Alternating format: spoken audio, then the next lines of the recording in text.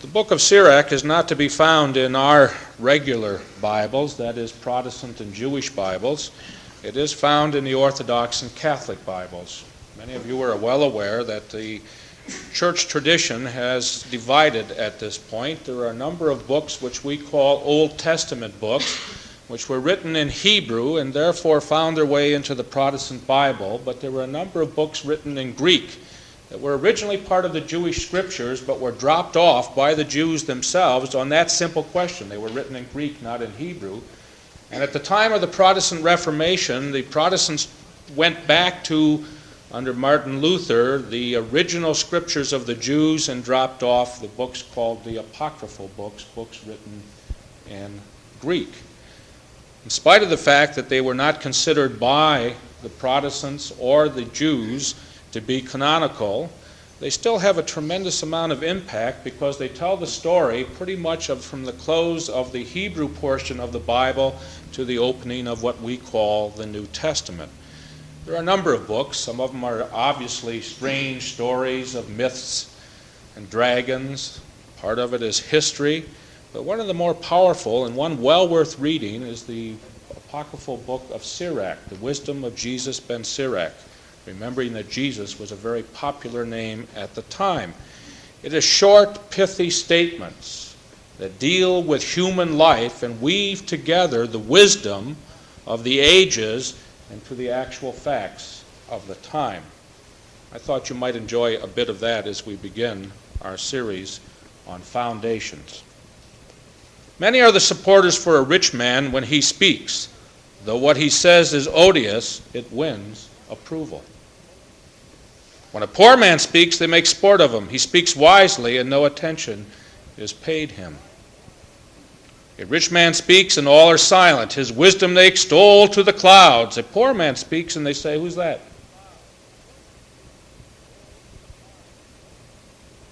If he slips, they cast him down. Wealth is good when there is no sin, but poverty is evil by the standards of the proud. The heart of a man changes his countenance, either for good or for evil. The sign of a good heart is a cheerful countenance. Withdrawn and perplexed is the laborious schemer. Happy the man whose mouth brings him no grief, who is not stung by remorse for sin. Happy the man whose conscience does not reproach him, who has not lost hope. One of my folk heroes is Popeye the Sailor Man. I can remember as a kid watching the cartoons. I always identified with Popeye for some rather strange reason. Maybe I liked the way he walked, and as I grew up I became a pipe smoker. Maybe it had something to do with that, but I think he caught something of what I consider my personality. You'll remember that Popeye the Sailor Man was always sort of a nice, easygoing guy until Brutus came along, and even then he tried to worm up to and work with Brutus and would always get caught. And Brutus would start his stomping and throwing and all of the things that he would do to poor Popeye, who would be sailing up in the air. And it was amazing to me how the cartoon drawers could come up with so many ways to maim Popeye by Brutus, until suddenly Popeye would scream, "I've had all I could had, I can't stand no more," and would turn around and the whole thing would change. Remember that? Some of you are smiling. Don't you oftentimes see yourself in that role? I'm through. Push me as far as you want, but when I reach the point, I've had all I have and I can't stand no more, and away you go. Well, I walked in the house about 4 weeks ago, and the television was on, and nobody was there, and the Brutus had gotten to me. I can't stand no more. Not only did the television go off, but it almost hit the junk pile. But there was weeping and wailing and gnashing of teeth, and a reminder that the football season was still on. So we worked out a deal. 3 hours per person per week. Not 3 hours that the television's on. If you're in there, it's part of your time. It's been fascinating. I don't think anybody's used up their 3 hours. News is free, not by my decision, but by the decision of the family. But once you get out of the habit of television, it's really ridiculous, and it's not even turned on, even by David. but there are certain special programs. And one of David's favorite is Buck Rogers, which I always used to watch religiously with him for totally different reasons. I'm not interested in the 25th century, but the lovely young ladies in space uniforms used to make it palatable. So David would say to me, Dad, I'm going to watch the 25th century. You can watch the girls, but you want to watch it with me, you see. It was nice. Now that it's part of my 3 hours, I'm not so sure. But it's nice. And the other night he said, Dad, you want to watch this with me? And I said, I'll be up in a few minutes. I was doing some work.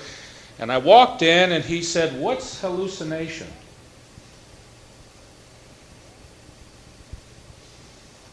How do you describe hallucination to a 10-year-old boy? Or to anybody? I said, what do you mean? He said, she's hallucinating. How would you describe it? Now, it's a long way to get to the point, but I was working on a sermon about faith. And I asked a question of myself as I was talking to him about hallucination. What's the difference between hallucination and faith? How do we know that what we call faith is not an actual fact hallucination? Interesting, isn't it? Jonestown was a case of hallucination parading in the name of faith. And it's difficult to explain to a 10-year-old who is watching a television screen and seeing things on the screen that other people in hallucination don't see those things because he himself is seeing them. That's part of the gimmick. Red light flashing and all that, and this person goes starry-eyed, and then this thing forms, and that's an hallucination. And I said a hallucination is something that one individual sees that other people don't see. It's an unreal figment of the imagination, but there he is watching the same thing. Fortunately, the doorbell rang, and I got called away. That's the greatest answer to questions like that, but I want to pose them for you because I think it's an essential problem that we have to face. When we are talking about our faith and talking about our understanding of God in our lives, how do we know that what we're talking about has any touch of reality at all? And I think there are 3 items that essentially we have to hold on to in every single aspect of our faith commitment in order to separate the hallucinations from the realities of life. The first one is, and believe it or not, this is only the first point of the sermon, not the final point. The first one is that faith has to be true to ourselves. It is only when we deep down within ourselves are able to face ourselves and to work within ourselves that faith becomes a reality.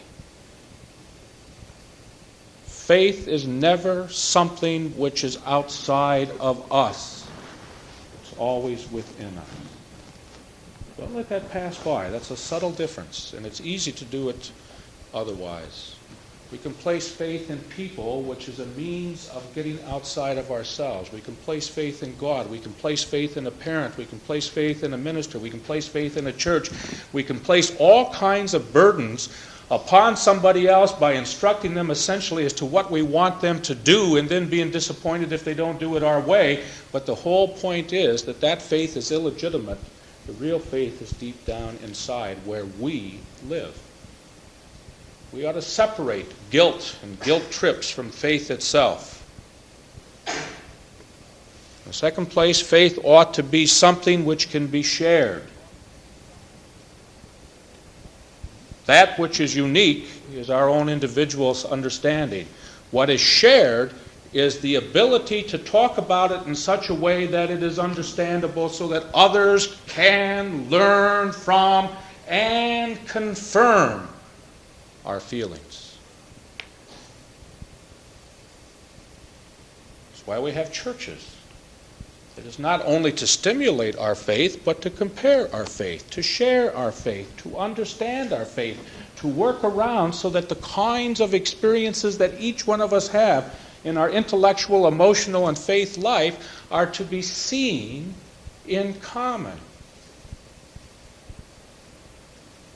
The vast majority of counseling that I do is letting people know that what they're going through is not that unusual.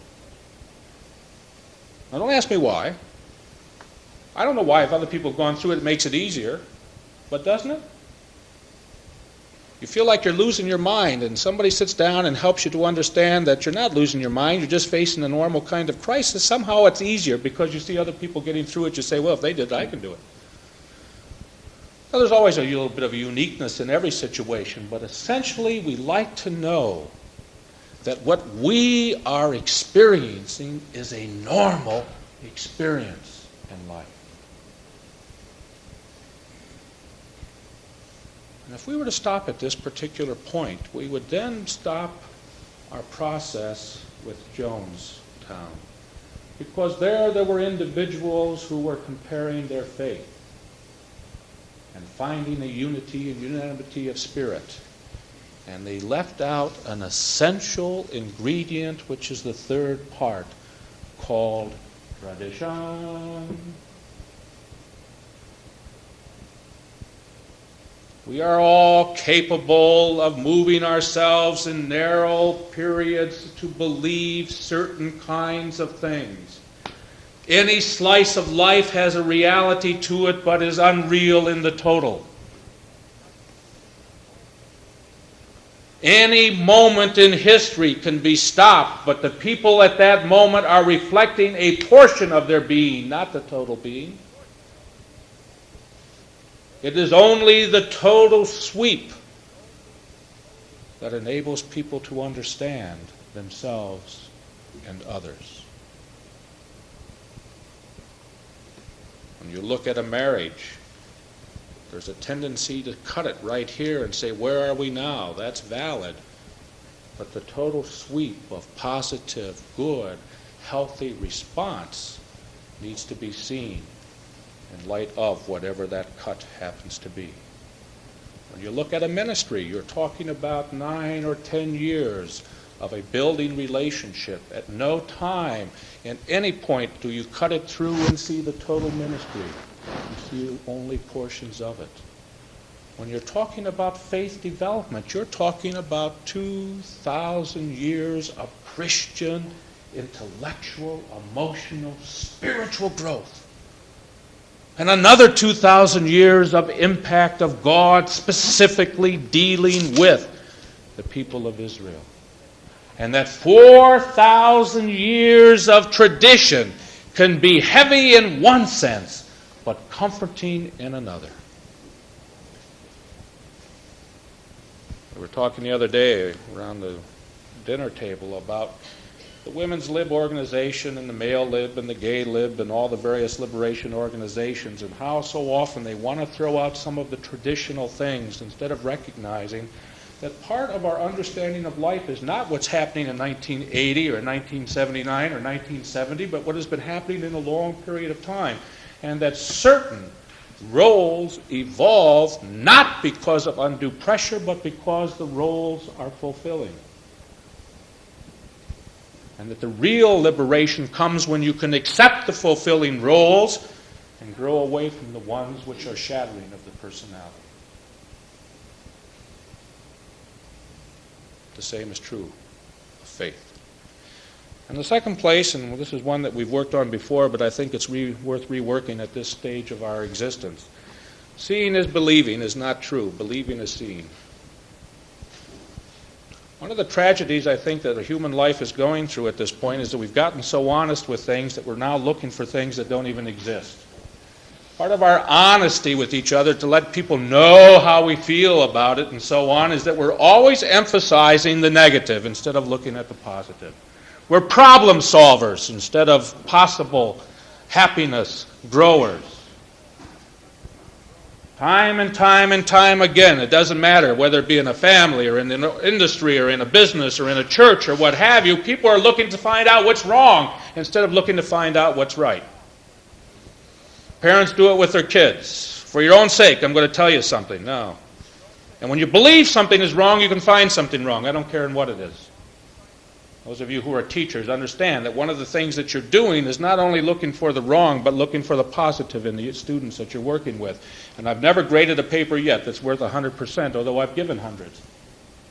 Because there are very few things that are that perfect. And you can always find something to knock down if you want to.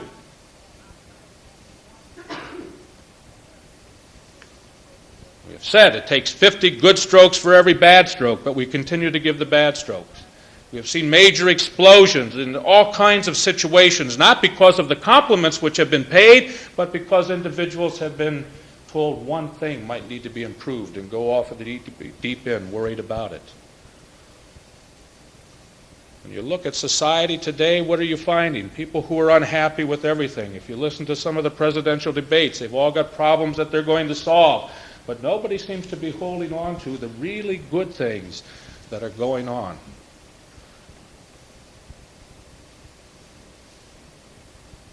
I think if you believe, and that's part of what faith is all about, that if you believe God is active in your life, you're going to see it.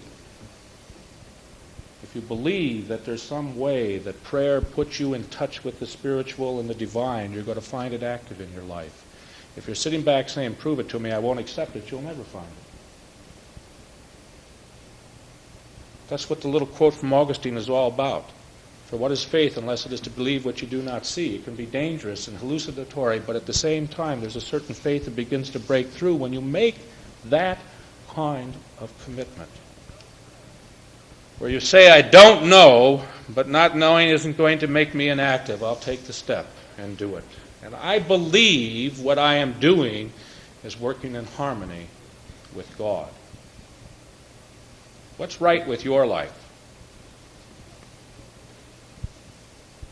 Oh, I'm not supposed to talk about that. That's bragging. David came home and said, I scored a touchdown today. Can I tell you about that, or is that bragging? I said, sure, you can tell me about it. It's not bragging, it's a fact. You've got to be happy about it. Particularly it's his first touchdown, I think. What's right with your lives? You come home and you made a sale today and somebody complimented you at your job. Are you afraid to let anybody know because that's bragging? You ought to let people know. Why is it you can say the boss yelled at me today and dumped on me, but you can't say, hey, something exciting happened today? Why don't we emphasize the good things in our lives more, the happiness? Why don't we tell people we enjoy it, we appreciate it, we like it? We like the way they step in and did things. Why are we problem solvers? Which has come to mean problem creators.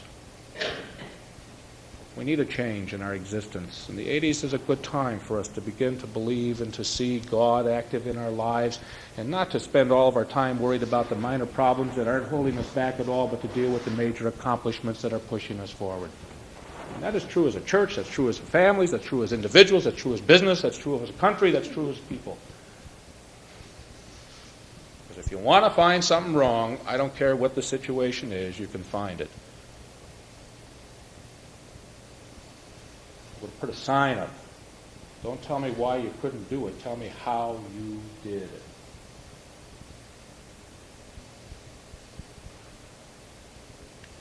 I think in the third place, faith is not getting God to do our will, but faith is doing God's will.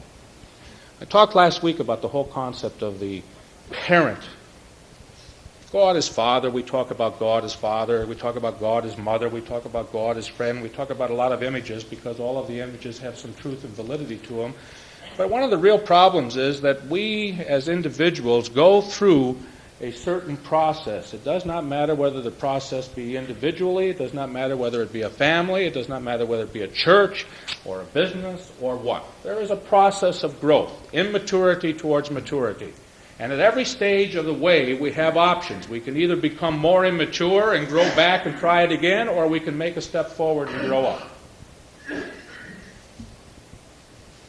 You recognize exactly what I mean. You start off as a child, a baby, and growing into childhood, and parents are there essentially to tell you what to do, and your whole purpose is to get them to do what you want them to do as you're growing. And you have all kinds of tricks that you develop. Tears are a good one. You get a little older and a little smarter, you play upon the sensitivities and sensibilities of parenthood, and you find more and more in every family that children seem to be the center and focus of what's going on.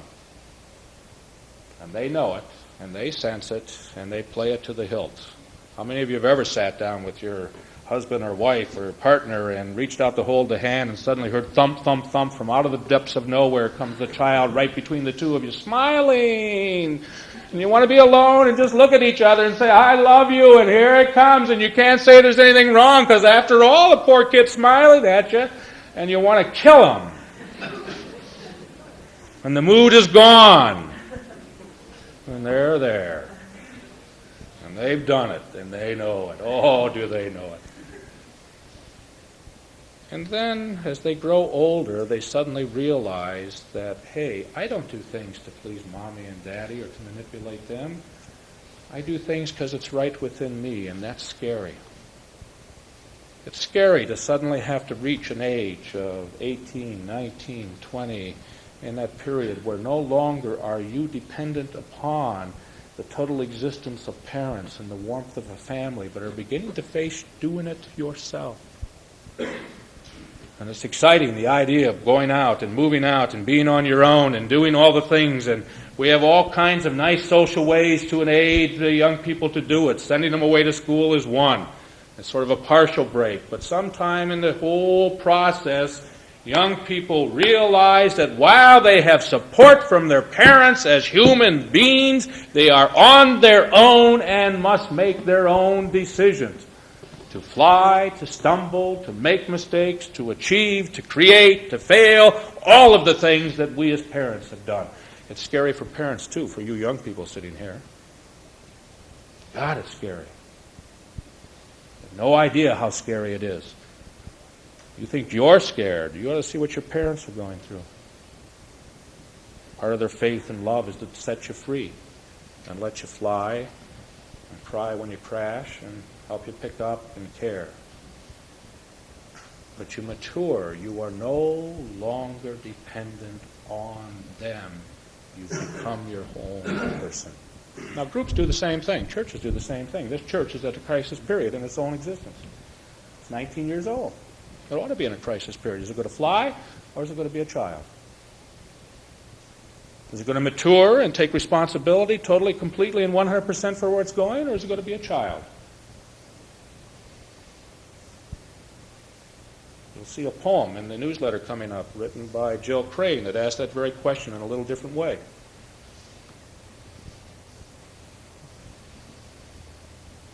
It catches the flavor in a little different way of what I've been saying today. Is it going to make it or not? Are you going to make it or not as a human being?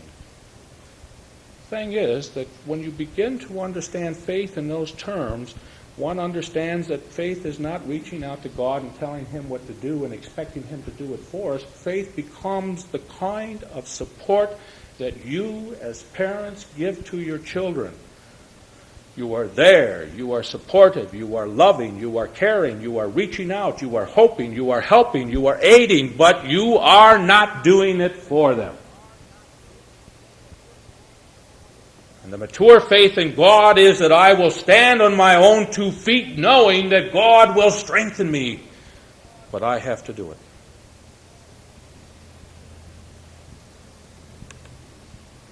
And faith ultimately is a believing in the support of God and testing that support through the ages of history. And the support is there. Believe it and see it.